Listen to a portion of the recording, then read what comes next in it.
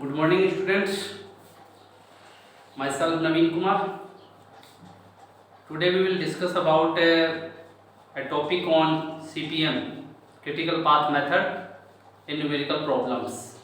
ठीक है, एक अपना न्यूमेरिकल पोर्शन जो पिछले वीडियो में अपन ने कुछ न्यूमेरिकल किए थे इससे रिलेटेड, तो अब उसी को आगे कंटिन्यू करके कुछ और अपना न्यूमेरिकल पोर्शन इसमें बच रहा है, तो उसको अपन कंप्लीट करेंगे आज। जो भी जैसे पिछले जो न्यूमेरिकल था उसमें भाई अपने को नेटवर्क डायग्राम दे रखा था, तो उसका क्रिटिकल पाथ मेथड, जो क्रिटिकल पाथ है वो आइडेंटिफाई किया था कि वो कौन सा होगा। ठीक है, वैसे ही सेम एज ये क्वेश्चन है, इसमें थोड़ा सा चेंज है कि अपने को जो डायग्राम है वो अपडेट करना है, वो भी अपडेट करके बताना है। डायग्राम भी अपडेट करके बताना है कि जैसे डायग्राम ये दे रखा है, इसको अपन कैसे क्या अपडेट कर सकते हैं, दूसरे तरीके में कैसे लिख सकते हैं, तो वो चीज़ भी अपने को यहाँ पता करना है। इस क्वेश्चन से वो चीज़ भी सीखनी है। ठीक है, तो क्वेश्चन इतना वो है नहीं, लेकिन फिर भी थोड़ा अलग है, तो इसको अच्छे से समझने की कोशिश करना, और जो अपना एग्जाम पॉइंट ऑफ व्यू से भी बहुत इंपॉर्टेंट क्वेश्चन है। ठीक है, तो पूरा क्वेश्चन देखना। चलिए अब अपन बात करते हैं इसी क्वेश्चन की। देखिए अपने पास एक क्वेश्चन दे रखा है कि find out the project completion time and critical path for the network shown below. The activity duration are in days. ठीक, अपने को निकालना क्या है, एक दो चीज निकालनी है, एक तो प्रोजेक्ट कंप्लीशन टाइम निकालना है और एक क्रिटिकल पाथ कौन सा बन रहा है नेटवर्क डायग्राम में वो बताना है कि वो कौन सा है। ठीक है, एक वो आइडेंटिफाई करके पता करना है। चलिए, तो सबसे पहले देखिए ये क्वेश्चन में ही अपने को डायग्राम दे रखा है, तो अपने को इस डायग्राम को थोड़ा सा अपडेट करके लिखना पड़ेगा। अपडेट करके भी अपन इसको दूसरे वे में भी लिख सकते हैं। ठीक है, दूसरे वे में भी लिख सकते हैं। ठीक, तो अपन क्या लिखेंगे कि भाई the network can be redraw, the network can be redraw. सबसे पहले अपन यही करेंगे कि जो अपना नेटवर्क डायग्राम है उसको अपन रीड्रॉ करते हैं। ठीक है, रीड्रॉ एज शो बिलो। ठीक, रीड्रॉ करते हैं, तो इसको देखिए अपन रीड्रॉ कैसे कर सकते हैं। देखिए वैसे तो ये डायग्राम है ना, ये वैसे सही है, मतलब डायग्राम अगर ऐसा भी रहे तो अपन इसमें भी अपनी एक्टिविटी निकाल सकते हैं, जो इवेंट का टाइम है वो अपन निकाल सकते हैं। लेकिन क्या है कि ये थोड़ा अपने को अलग ही दिख रहा है, तो इसको थोड़ा अपडेट करके लिख लेंगे ना, तो जैसा अपना बनाते हैं, जैसे एरो लगा के जैसा भी डायग्राम अपन शो करते हैं वैसा कुछ बन जाएगा। देखिए इसको अपन कैसे ड्रॉ कर सकते हैं कि मान लीजिए पहली इवेंट ये है अपनी, ठीक, उसके बाद जो सेकंड इवेंट थी उसको अपन इधर रीड्रॉ कर लें, तो उसको नीचे की साइड कर देते हैं। ठीक, ये अपनी सेकंड इवेंट मान लीजिए यहाँ पे हो गई, और जो थर्ड इवेंट थी वो मान लीजिए यहाँ पे हो गई। ठीक है, जो थर्ड इवेंट थी वो अपनी यहाँ पे हो जाती है। ठीक, अब इसके बाद इसको अपन इससे जोड़ देते हैं, और ये फाइनल अपनी फोर्थ इवेंट यहाँ पे हो जाती है। ठीक, कोई इतना डिफरेंस है नहीं, और फिर इनमें क्या लिख दो, 1 से 2 में कितना लग रहे थे, 4 डेज लग रहे थे, और भाई 1 से 3 वाले में कितने लग रहे थे, 5 डेज लग रहे थे, 2 से 3 में कितने लग रहे थे, 3 लग रहे थे, और यहाँ कितने लग रहे थे, 7 लग रहे थे। ठीक है, तो इतनी कोई बड़ी बात बनी नहीं है इसमें।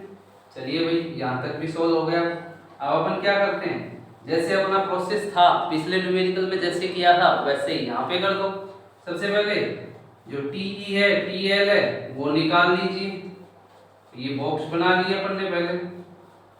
ठीक है, ये कुछ बॉक्स बनाए अपने टीई और टीएल के लिए। तो अपने पास फर्स्ट इवेंट स्टार्टिंग ये, फिनिश ये है, तो क्या करेंगे, चलो कौन से रास्ते से चलना है अपने को, यहाँ से चल के यहाँ पे पहुंचना है, फर्स्ट से चल के फोर्थ पे पहुंचना है। तो एक तो भाई सीधा ये भी है कि 1 3 4 हो जाए। ठीक है, एक ये भी है 1 2 3 4 हो जाए, बट अपने को चूज कौन सा करना है, अपने को चूज जिसमें टाइम पीरियड अपना ज्यादा लग रहा है वो चूज करना है। तो मान लीजिए अपन ये वाला चूज करते हैं, ये थोड़ा बड़ा भी दिख रहा है अपने को, देखिए अंदाजे से लगा सकते हैं कि 4 3 7 7 14 यहाँ पे 14 का लग रहा है। इसमें कितना लगेगा 5 और 7 12 का लग रहा है। तो भाई पॉसिबल है कि यही चीज है, चलो एक बार कर लेते हैं। यहाँ पे तो 0 होगा, यहाँ पे कितना हो जाएगा 4 हो जाएगा।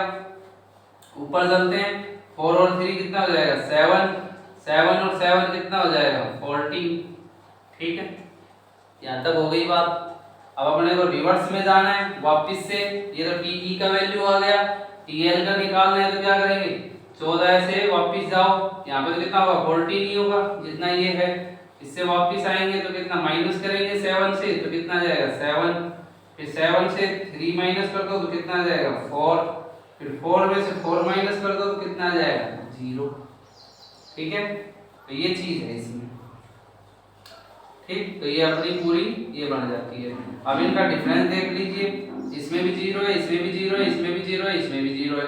तो भाई सीधा मतलब अपने को पता चल गया कि क्रिटिकल पाथ कौन सा है, ये वाला ही है। तो इसको डॉट डॉट लाइन से आप शो कर दीजिए।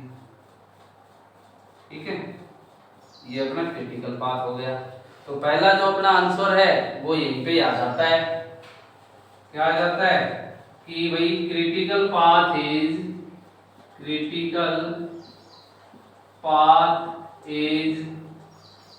1 2 3 and 4, 1 2 3 and 4। ठीक है भाई, क्रिटिकल पाथ अपना कौन सा होगा 1 2 3 और 4 वाला हो जाएगा। ठीक है, एक जो आंसर था वो अपना यहाँ तक कंप्लीट हुआ। अब अपने को क्या निकालना है कंप्लीशन टाइम निकालना है पूरा ओवरऑल इसका, भाई कितना कंप्लीशन इसमें टाइम लग रहा है, मतलब अपने को एक्टिविटी टाइम भी निकाल के बताना है, जो कि ईएफटी ईएफटी और एलएफटी एलएफटी करके अपन निकालते थे। तो मान लीजिए उसकी एक अपन टेबल बना देते हैं पहले। ये टेबल कुछ मैं बना रहा हूँ यहाँ पे। ठीक है, तो फर्स्ट में तो अपन क्या लिख लेते हैं एक्टिविटी। तो एक्टिविटी कितनी है भाई अपनी क्रिटिकल पाथ वाली चूज कर लेते हैं, सबको ही ले लेते हैं। एक्टिविटी में तो सबका ही कंप्लीशन टाइम निकाल लेते हैं। ठीक है, तो 1 एक्टिविटी हो गया। और इस वाले में क्या लिख लेते हैं अगले में, अगला कॉलम कर लेते हैं भाई ड्यूरेशन का। इसमें टाइम पीरियड कितना लग रहा है ड्यूरेशन। ठीक है, ये किसमें है डे में। और नेक्स्ट अपन क्या कर लेते हैं ईएसटी अर्लीस्ट टाइम के लिए बना लेते हैं। ये तो हो गया अपना अर्लीस्ट टाइम के लिए, जिसमें कि अपना क्या क्या लग रहा है, एक तो ईएसटी लग रहा है, एक ईएफटी लग रहा है। ठीक है, उसके बाद सेम एज इसके लिए बना लेते हैं, ये बना लेते हैं लेटेस्ट टाइम के लिए। लेटेस्ट टाइम के लिए इसमें भी क्या लग रहा है एलएसटी और एलएफटी। ठीक है, यहाँ तक हो गया, यहाँ तक कोई दिक्कत नहीं है। चलो अपने को यही निकालना है वैसे तो, चलो अपने यहीं तक अपनी बात कर लेते हैं। एक एक एक्टिविटी को पकड़ के लाते हैं। अब सबसे पहले 1 से 2 के लिए। ठीक, 1 से 2 के लिए भाई ड्यूरेशन कितना है 4 है, तो 4 का 4 लिख दो। ईएसटी निकालना है, 1 से 2 की बात हो गई तो भाई साहब इसको तो बोल देते हैं टीईआई और इसको बोल देते हैं टीएलआई और इसको टीईजे। ठीक है, लिख देता हूँ एक बार, इसको आई कह देते हैं, इसको टीईजे कह देते हैं और टीएलजे कह देते हैं। ठीक है, 1 से 2 वाले को बोल रहे हैं। ठीक, तो क्या करना है अपने को टीईजे यहाँ है और फॉर्मूला देखो ईएसटी का क्या होता है टीईआई होता है, तो मतलब कितना आएगा 0। ईएफटी का क्या होता है टीईआई प्लस टीआईजे। टीईआई तो अपने पास 0 है, टीआईजे कितना है भाई 4 है, तो कितना आ जाएगा 0 प्लस 4 4 हो जाएगा। उसके बाद एलएसटी निकालते हैं, तो एलएसटी मतलब टीएलजे माइनस टीआईजे करना है। टीएलजे तो कितना है भाई 4 है, टीआईजे कितना है 4 है, 4 में से 4 गया तो 0 हो जाएगा। ठीक है, यहाँ तक बात कोई दिक्कत नहीं होगी। एलएफटी निकालते हैं, एलएफटी का डायरेक्ट फॉर्मूला क्या होता है टीएलजे होता है, मतलब कि यहाँ पे 4 आ जाएगा। ठीक, अब अपन एक्टिविटी की दूसरी की बात कर लेते हैं 1 से 3 के लिए। 1 से 3 के लिए एक्टिविटी की बात करते हैं तो टाइम ड्यूरेशन कितना लग रहा है 5 डेज लग रहा है। ठीक है, तो ईएसटी कितना हो जाएगा 1 से 3 के लिए, देखिए यहाँ पे टीईआई टीएलई ये होगा और TEJ ये होगा, TLJ ये होगा, ठीक है। तो EST निकालते हैं तो TEI बोलेंगे तो कितना है वो 0 है। फिर उसके बाद EFT मतलब TEI में TIJ जोड़ दो तो 0 + 5 कितने हो जाएंगे 5 हो जाएंगे। LST की बात करते हैं तो TLJ में से TIJ माइनस कर दो तो 4 - 4 हो जाएगा तो कितना आ जाएगा 0। LFT के लिए TL सॉरी अपन कहाँ पे कर रहे हैं, इस वाले में कर रहे हैं ना कि ये करना है अपन को, तो ये करना है तो LST के लिए क्या होगा भाई, LST TLJ माइनस TIJ तो 7 - 5 कितना हो जाएगा 2 हो जाएगा, ठीक है। ऐसे ही सेम एज LFT के लिए करेंगे तो TLJ होता है मतलब 7 हो जाएगा, ठीक है। फिर उसके बाद अपन बात करते हैं किसकी, मान लीजिए 2 से 3 की वाली एक्टिविटी की बात कर लेते हैं। 2 से 3 की एक्टिविटी का टाइम ड्यूरेशन लग रहा है भाई 3, तो यहाँ पे 3 लिख दीजिए। EST कितना होगा, ये तो हो जाएगा TEI और TLI और ये TEJ और TLJ, तो TEI कितना है भाई 4 है, तो मतलब EST भी 4 होगा। EFT कितना होगा, TEI + TIJ हो जाएगा, 4 + 3 कितना हो जाएगा 7। LST की बात कर लेते हैं तो TLJ में से क्या माइनस कर दो TIJ माइनस कर दो मतलब 4 - 3 मतलब 1 हो जाएगा, ठीक है। और LFT के लिए TLJ कितना है, एक मिनट ये थोड़ा अपना उल्टा चीज बन रही है क्योंकि लिखी हुई जैसी है वैसी ही अपन इनको मान रहे हैं, तो ये तो TLI होगा ये J होगा, ठीक है। अब ध्यान में रखे आप करते हैं। EST के लिए TEI 4 हो जाएगा, EFT के लिए TEI 4 + 3 7 हो जाएगा, LST के लिए TLJ 7 में से 3 माइनस करेंगे तो कितना आएगा भाई 4 आएगा, ठीक है। फिर अपन LFT की बात करते हैं तो LFT में TLJ आएगा मतलब 7 आएगा, ठीक है। अब उसके बाद किसकी बात करते हैं, 3 से 4 एक्टिविटी की। 3 से 4 एक्टिविटी की बात करते हैं, टाइम ड्यूरेशन कितना लग रहा है 7 लग रहा है, ठीक है। तो यहाँ TEI ये होगा, TLI ये होगा, तो EST कितना होगा भाई, TEI ये है तो 7 हो गया, और EFT हो जाएगा 7 + 7 14, और सॉरी एक मिनट ये तो 7 ये 14, और LST कितना हो जाएगा 14 - 7 7, और LFT कितना हो जाएगा अपना 40, ठीक है भाई। तो ये सारी अपनी एक्टिविटी का टाइम यहाँ पे निकल जाता है, ठीक है। तो फाइनल अगर इसका प्रोजेक्ट ड्यूरेशन अगर अपन टाइम देखें तो वो कितना हो जाता है, कितने टाइम में कंप्लीट हुआ ये 14 डेज में कंप्लीट हुआ है, ठीक है। प्रोजेक्ट कंप्लीशन टाइम कितना होगा 14 डेज, 14 दिन में हुआ है ये लास्ट वाला, ये देखो लास्ट वाली कितने है ये 14 डेज है ये। तो अपन नेक्स्ट आंसर क्या लिख सकते हैं कि project completion time is 14 days, ठीक है 14 डेज हो जाएगा, ठीक है। तो यहाँ तक अपना हो जाता है, इसको नोट डाउन कर लीजिए अच्छे से, स्क्रीनशॉट लेना चाहो स्क्रीनशॉट ले लीजिए, साथ साथ में लिख रहे हो तो साथ में लिख सकते हो। अब इसके बाद ये अपना इसका पोर्शन कंप्लीट होता है। अब अपन नेक्स्ट टॉपिक स्टार्ट करेंगे, कौन सा फ्लोट, ठीक है फ्लोट। चलिए अब अपन फ्लोट की बात करते हैं कि फ्लोट क्या होता है। देखिए फ्लोट, देखिए फ्लोट है ना वो अपन ने जैसे पहले स्लैग पढ़ा, ठीक है क्या पढ़ा था स्लैग, स्लैग में जो चीज पढ़ी थी ना, स्लैग क्या था डिफरेंस ही तो था, दो जो इवेंट थी जो टाइम थे उनका क्या था वो डिफरेंस था, मतलब TL - TE तो करते थे। तो देखिए भाई उसी के सिमिलर है अपना क्या फ्लोट, ठीक है। उसकी डेफिनेशन देखेंगे ना तब क्लियर होगा। चलो हेडिंग डाल देते हैं फ्लोट, देखिए फ्लोट, देखिए इसकी एज ए डेफिनेशन अगर अपन देखें तो डेफिनेशन क्या हो जाएगी इसकी, ठीक है। चलो डेफिनेशन इसकी हो जाती है कि float indicates the time float indicates the time of which starting or finishing, of which starting or finishing,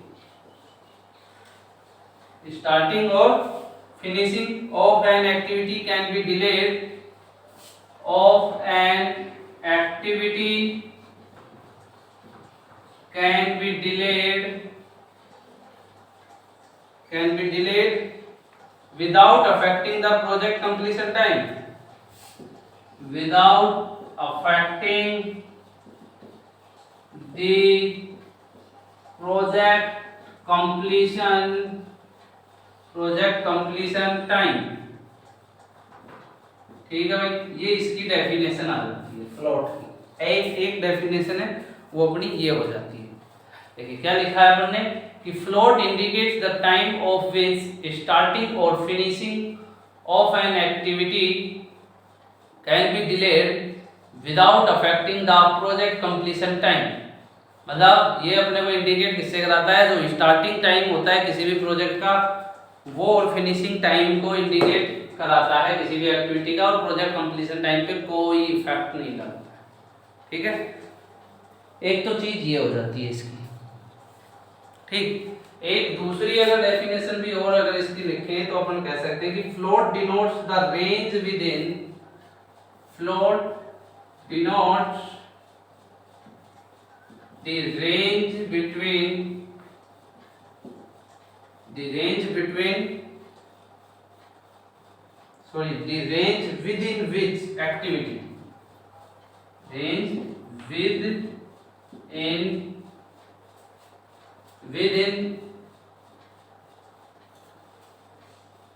which activity time, within which in activity time start or finish, start or finish may fluctuate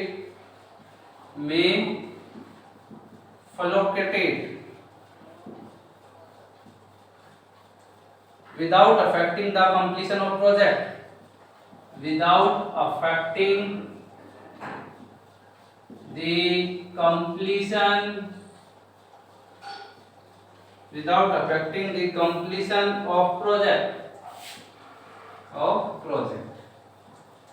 ठीक है, ये चीज भी अगर आपको ना होना clear तो सीधा एक दिमाग में वो रखना कि भाई स्लैक जो होता है वो दो टाइम का डिफरेंस होता है, स्टार्ट और फिनिश का। ठीक है, तो वो ही चीज क्या होती है, फ्लोट होती है। स्लैक में अपन क्या लिखते थे, TL माइनस TE लिखते थे। ठीक है, ऐसे ही इसमें भी अपना वो ही स्टार्ट और फिनिश टाइम का डिफरेंस लिखना है। ठीक है, चलिए अब इसके अपन टाइप्स की बात कर लेते हैं कि इसके टाइप्स भी होते हैं, तो वो टाइप्स क्या क्या होते हैं उनके लिए बात करेंगे। तो नेक्स्ट अपन हेडिंग डाल सकते हैं कि टाइप्स ऑफ फ्लोट, टाइप्स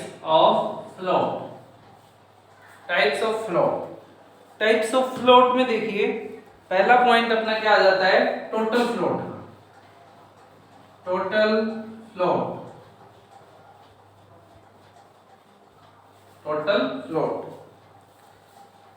देखिए इसमें क्या, ये टोटल फ्लोट की अगर डेफिनेशन अगर अपन समझना चाहें तो वो क्या होती है कि देखिए भाई टोटल फ्लोट अपन किसको कहेंगे। देखिए सबसे पहले तो मैं ये चीज बता दूं कि जो ये टाइप्स ऑफ अपन फ्लोट पढ़ रहे हैं ना, ये अपने एग्जाम के लिए तो जो इम्पोर्टेंट होगा वो इसके जो फॉर्मूले होते हैं वो। ठीक है, तो फॉर्मूले तुमको पूरे अच्छे से होना चाहिए, और अब मैं जो इसमें बताऊंगा ना तो वो डेफिनेशन के अकॉर्डिंग अपन फॉर्मूला निकालना सीखेंगे। ठीक है, बाद में फॉर्मूले को याद करने की ट्रिक तक भी बताऊंगा, लेकिन उससे पहले अपने को ये पता होना चाहिए कि उसका कंसेप्ट क्या है, कि भाई वो कैसे निकल के आया, फॉर्मूला कहाँ से निकल के आया। ठीक है। तो चलिए अब अपन इसके डेफिनेशन की बात करते हैं टोटल फ्लोट की। देखिए टोटल फ्लोट की डेफिनेशन क्या कहती है कि जो किसी काम को, किसी प्रोजेक्ट के काम को अपने को कंप्लीट होने में, ठीक है, उसको कंप्लीट होने में मैक्सिमम टाइम कितना अवेलेबल है, मैक्सिमम टाइम कितना लग रहा है और अवेलेबल रिक्वायर्ड टाइम कितना है, उन दोनों का जो डिफरेंस होगा ना वही टोटल फ्लोट होता है। मतलब इन दोनों की डेफिनेशन से अगर अपन देखें ना तो देखिए मैक्सिमम जो टाइम होता है लगने वाला, ठीक है, मैक्सिमम टाइम अवेलेबल जो है, मैक्सिमम जो टाइम अवेलेबल है तो अपने को देखिए मैक्सिमम टाइम कहाँ लगेगा, जब अपनी लेटेस्ट फिनिश हो जाएगा टाइम, मतलब LFT, और जो अवेलेबल रिक्वायर्ड होगा वो अर्ली टू अर्ली कितना कर सकते हैं, वो उसको कितने में फिनिश कर रहे हैं, मतलब LFT माइनस EFT कह सकते हैं, LFT माइनस EFT बोल सकते हैं अपन, कि उसको अपन क्या बोलते हैं, टोटल फ्लोट बोलते हैं। ठीक है, तो चलो अब इसकी डेफिनेशन देखिए the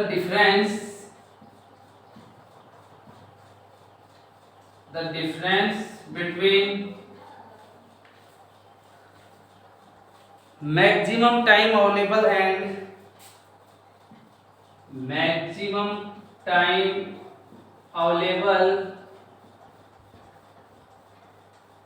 and maximum time available and actual time required and actual time required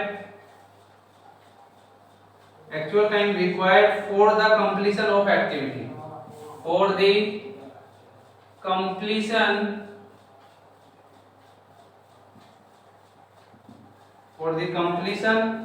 of activity, ठीक है, कंप्लीशन ऑफ एक्टिविटी। ठीक, तो ये इसकी डेफिनेशन हो जाती है अपनी। ठीक, एक अगर इसकी और डेफिनेशन लिखना चाहो तो वो भी लिख सकते हो। क्या लिख सकते हैं हम कि it is the maximum time, it is the maximum time by which either starting or completion, by which either starting or completion of an activity, starting or completion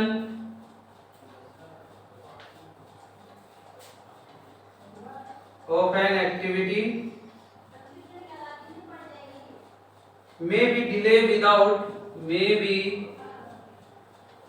delay without affecting scheduled project duration, affecting schedule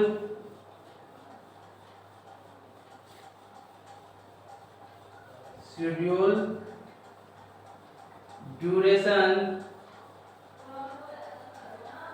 of project,